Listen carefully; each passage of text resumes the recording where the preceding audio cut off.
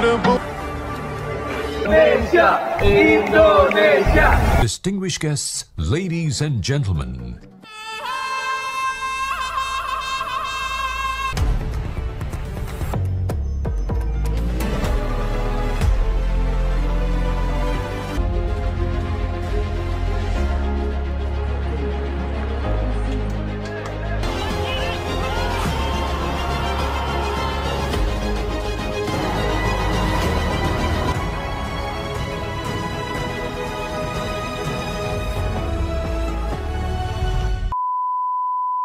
Good luck in the Asian Cup. All the best. Indonesia will win.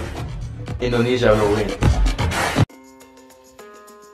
Menpora sampaikan update naturalisasi Ragnar Oratmangoen, Tom Haye, dan Martin Paes. Menteri Pemuda dan Olahraga, Menpora, Dito Aryo Tejo beri kabar terbaru terkait proses naturalisasi Ragnar Oratmangoen, Tom Haye, dan Martin Paes. Seperti diketahui, baik Ragnar Oratmangoen, Tom Haye, dan Martin Paes telah menjalani tahap awal proses naturalisasi. Ketiga pemain keturunan Indonesia tersebut telah menjalani proses untuk menjadi warga negara Indonesia, WNI. Walaupun, untuk saat ini baik Ragnar Oratmangoen, Tom Haye, dan Martin Paes masih perlu menjalani beberapa tahap lagi. Mereka harus menjalani beberapa tahap proses naturalisasi agar bisa segera menjadi WNI. Terkait proses naturalisasi ketiga pemain ini sebenarnya ada beberapa jarak berbeda.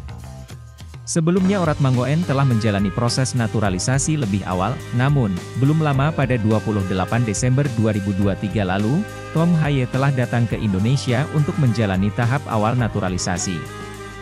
Terbaru pada 8 Januari 2024 lalu yakni Martin Paes melakoni proses menuju WNI, sebenarnya proses naturalisasi ketiga pemain ini diharapkan bisa segera selesai. Pasalnya, mereka diharapkan bisa menambah kekuatan tim Merah Putih yang telah dinanti banyak agenda. Timnas Indonesia memang dinanti agenda penting seperti kualifikasi Piala Dunia 2026 zona Asia. Agenda terdekat, skuad Garuda menjalani kualifikasi Piala Dunia 2026 melawan Vietnam pada Maret mendatang. Ini menjadi turnamen penting buat tim Merah Putih, karena sebelumnya dalam 2 laga Timnas Indonesia telah menelan kekalahan. Tim asuhan Shin Tae-yong telah kalah 0-5 dari Irak dan imbang 1-1 dari Filipina di putaran kedua kualifikasi Piala Dunia 2026 zona Asia. Untuk itu, agar Timnas Indonesia bisa menjaga asa tembus ke putaran ketiga kualifikasi Piala Dunia 2026 ini diharapkan tim Merah Putih memiliki tambahan kekuatan. Oleh karena itu, kabar terbaru terkait proses naturalisasi ketiga pemain ini sangat penting. Menteri Dito Aryo Tejo pun memberikan kabar terbaru soal naturalisasi ketiga pemain ini. Dito mengatakan bahwa untuk proses naturalisasi ketiga pemain ini bakal dikebut. Walaupun ia tak mengungkapkan kapan tepatnya proses naturalisasi Ragnar Oratmangoen, Tom Haye, dan Paes ini selesai.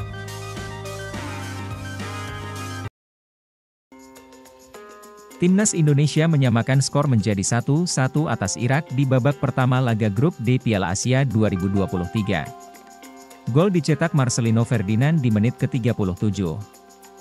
Bermain di Ahmad bin Ali Stadium, Al Rayyan, Senin, 15 Januari 2024, gawang Indonesia digempur sejak awal.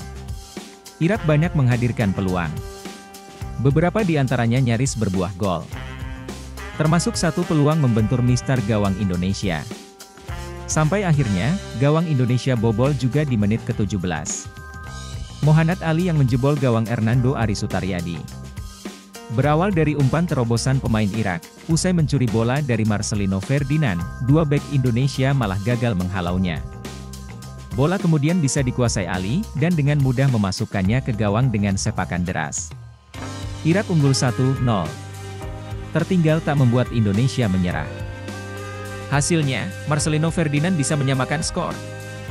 Di menit ke-37, Marcelino bisa menyelesaikan umpan menyusur tanah dari sisi kanan, yang dilepaskan Yakob Sayuri. Dengan dingin, Marcelino merobek gawang Irak. Skor menjadi 1-1. Susunan pemain Indonesia, Hernando Ari, Peggy, Rizky Ridho, Jordi Amat, Elkan Bagot, Asnawi Mangkualam, Ivar Jenner, Justin Hubner, Marcelino Ferdinand, Pratama Arhan, Yakob Sayuri, Rafael Struijk. Irak, Jalal Hasan, PG, Hussein Ali Haidar, Saud Natik, Ali Adnan, Mercas Gashi, Osama Rashid, Ibrahim Bayes, Amir Al-Ammari, Zidan Iqbal, Mohanad Ali, Ali Jasim.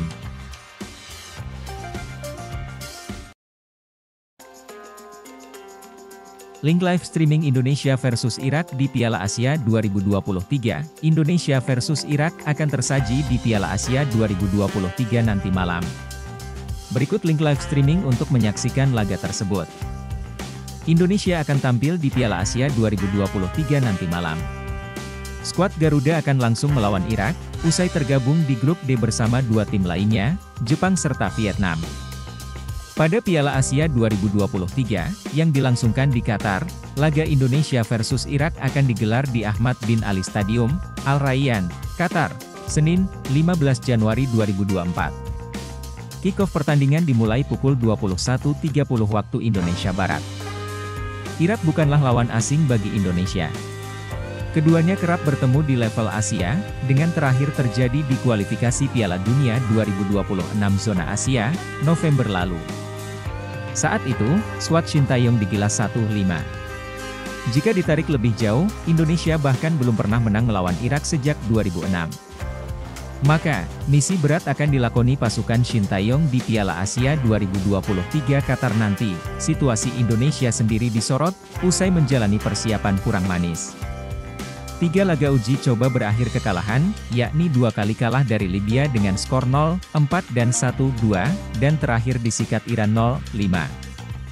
Harapan datang melihat susunan pemain Indonesia, yang kini banyak dihuni pemain keturunan. Justin Hubner, Rafael Stuic, dan Shandy Walsh diharapkan bisa memberi perbedaan ketimbang laga pertemuan terakhir. Laga Indonesia versus Irak di Piala Asia 2023 bisa disaksikan langsung segenap pecinta sepak bola tanah air. Siarannya bisa ditonton secara langsung di RCTI dan live streaming di Vision. Matthew Steenvoorden sendiri adalah pemain yang lahir di Belanda pada 9 Januari 1993. Dirinya sudah kenyang pengalaman di sepak bola Eropa, khususnya Belanda. Matthew Steenvoorden merupakan pemain jebolan Feyenoord. Ia kemudian sering berpindah klub karena dipinjamkan. Matthew Steenvoorden pernah dipinjamkan Feyenoord ke Excelsior dan FC Dordrecht. Pada akhirnya ia dilepas secara gratis ke FC Dordrecht pada tahun 2015 silam. Namun, ia hanya semusim saja bersama FC Dordrecht dan akhirnya ditampung klub Belanda lainnya SC Cambuur. Matthew Steenvoorden bermain selama 3 musim bersama SC Cambuur dan akhirnya hijrah ke klub Kroasia HNK Gorica. Di Kroasia, Matthew Steenvoorden menjadi andalan dan bertahan selama 4 musim. Pada akhirnya Matthew Steenvoorden memutuskan untuk berkarier di Asia bergabung klub Uzbekistan Pakhtakor. Sayangnya bek berusia 31 tahun ini tidak dapat banyak kesempatan dan kini dirumorkan gabung klub Malaysia, Terengganu FC. Nama Matthew Steenvoorden bakal menggantikan bek Uzbekistan Sardor Kulmatov yang meninggalkan tim.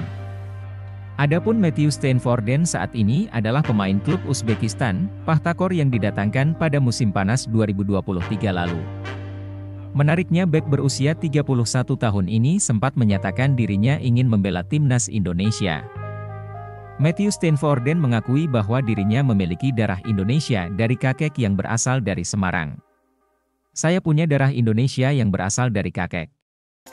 Ia lahir di Semarang, ucap Matthew Steenvoorden dikutip dari Indosport.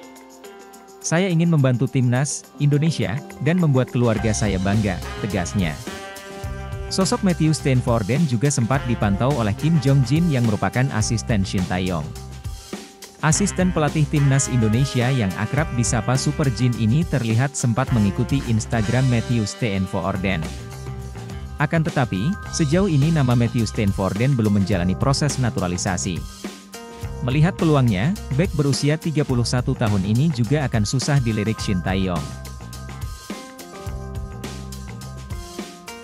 Indra Syafri kantongi 3 nama pengganti wonderkid Tottenham Hotspur di timnas Indonesia U20, ada pemain muda Werder Bremen.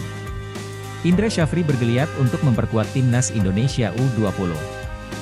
Ia disebutkan sudah mengantongi nama-nama pemain diaspora yang akan dipanggil ke Garuda Nusantara. Timnas Indonesia U20 saat ini sedang sibuk memperkuat tim. Belum lama ini Garuda Nusantara melakoni laga uji coba melawan Bayangkara FC. Hasilnya tidak buruk karena pemain muda timnas hanya kalah tipis 1-2 atas tim berjuluk The Guardian ini. Salah satu nama yang dipanggil oleh ex-pelatih Bali United ini adalah pemain muda Tottenham Hotspur, Gabriel Han Wilhoffting. Akan tetapi, pemain berusia 17 tahun ini menolak karena harus menjalani naturalisasi lebih dulu. Pasalnya Gabriel Han Wilhoffting saat ini belum berstatus homegrown. Jadi ia belum bersedia jika menjalani naturalisasi. Kabar Gabriel Han Wilhoffting menolak panggilan Indra Syafri diungkapkan oleh akun Instagram Football Indonesia pada Rabu, 10 Januari 2024. Ternyata ada 3 nama yang sudah dikantongi Indra Syafri. Ketiganya adalah Ethan Kohler, Kayesh Mons, dan Sevi Woudstra. Coach is, Indra Syafri, sudah kantongi nama pemain kelahiran 2005. Di sana ada nama-nama familiar macam Ethan Kohler, Kayesh Mons, dan Sevi Woudstra, tulis komentar FT_IDN. Mengenal 3 nama pemain diaspora. Ethan Kohler merupakan pemain keturunan Indonesia yang lahir di Amerika Serikat. Ia merupakan pemain yang berposisi sebagai gelandang bertahan dan juga mampu tampil di bek tengah. Ethan Kohler awalnya menimba ilmu sepak bola di Amerika Serikat bersama SJ Academy dan Oakland Roads. Pada akhirnya pemain berusia 18 tahun ini pindah ke Eropa gabung dengan klub Jerman Werder Bremen II pada tahun 2023. Di Werder Bremen II atau tim mudanya, ia sudah menjadi andalan dengan tampil sebanyak 12 pertandingan. Lalu ada Kayesh Mons yang merupakan pemain keturunan berasal dari Belanda. Kayesh Mons berposisi murni sebagai bek kiri. Ia adalah produk Akademi Vitesse sejak 2014. Saat ini Kayesh Mons sudah promosi ke Vitesse U21 dan mendapatkan kesempatan tampil reguler di tim muda. Menariknya Kayesh Mons juga dipromosikan ke tim muda Vitesse. Ternyata ada 3 nama yang sudah dikantongi Indra Syafri. Ketiganya adalah Ethan Kohler, Kayesh Mons, dan Sevi Woudstra. Coach is, Indra Syafri, sudah kantongi nama pemain kelahiran 2005. Di sana ada nama-nama familiar macam Ethan Kohler, Kayesh Mons, dan Sevi Woudstra, tulis komentar FT_IDN. Mengenal 3 nama pemain diaspora. Ethan Kohler merupakan pemain keturunan Indonesia yang lahir di Amerika Serikat. Ia merupakan pemain yang berposisi sebagai gelandang bertahan dan juga mampu tampil di bek tengah. Ethan Kohler awalnya menimba ilmu sepak bola di Amerika Serikat bersama SJ Academy dan Oakland Roads. Pada akhirnya pemain berusia 18 tahun ini pindah ke Eropa gabung dengan klub Jerman Werder Bremen II pada tahun 2023. Di Werder Bremen II atau tim mudanya, ia sudah menjadi andalan dengan tampil sebanyak 12 pertandingan. Lalu ada Kayesh Mons yang merupakan pemain keturunan berasal dari Belanda. Kayesh Mons berposisi murni sebagai bek kiri. Ia adalah produk Akademi Vitesse sejak 2014. Saat ini Kayesh Mons sudah promosi ke Vitesse U21 dan mendapatkan kesempatan tampil reguler di tim muda. Menariknya Kayesh Mons juga dipromosikan ke tim muda Vitesse. Terakhir adalah Sevi Woudstra yang bermain untuk SC Heerenveen U21. Ia adalah junior dari Tom Haye yang kini mengurus proses naturalisasi. Sevi Woudstra merupakan gelandang tengah yang menjadi andalan SC Heerenveen U21.